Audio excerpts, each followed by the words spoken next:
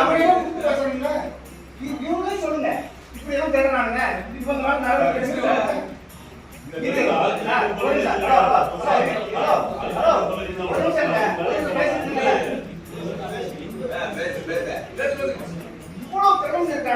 நடவடிக்கை என்னைக்காவது ஒரு ரிப்போர்ட் எழுதிருக்கீங்களா? பொதுப்பணித்துறையா இருக்கட்டும் சரி, மின்சாரத்துறையா இருக்கட்டும் சரி, இல்லது ரெவன்யூ டிபார்ட்மெண்டா இருக்கட்டும், யாராவது எழுதிருக்கீங்களா? ஏன் எழுதல? இவ்வளவு திருட, முழுக்க திருட. 10 வைக்கலாம், 300 ஏக்கர் தண்ணி பாய்ச்சனா வாங்கின ஆர்டர் வந்து 30 லட்சத்துக்கு 50 லட்சத்துக்கு வாங்குறான், 150 லட்சத்துக்கு ஓடிட்டு இருக்கான். இது எல்லாருக்குமே தெரியும், இருக்கக்கூடிய ஒவ்வொரு அதிகாரிக்கும் தெரியும். ஆனா யாராவது ஒரு வார்த்தை பேசுறீங்களா? நாம கேட்கறது என்ன? ஆதாரம் காய் கத்துறாங்க. ஒரு தண்ணி தரத்துல என்ன மோசமா போயிட போகுது? அவன் சுவிட்ச போட்டுட்டு அவன் தண்ணி வச்சு கூப்பிட பாருங்க.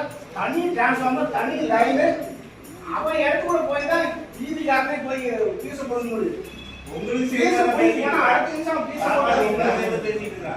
ஆனா அவனெல்லாம் நீங்க கேட்க மாட்டேங்கிறீங்க.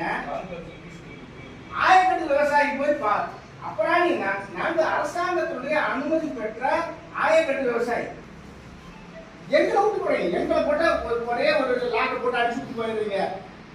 அவன் தினம் திணிட்டு இருக்கான். அவன் பொழுது தண்ணி பாய்ச்சிட்டு இருக்கான். தண்ணி பாய்ச்சி ரோட்ல தண்ணி போயிட்டு இருக்குது.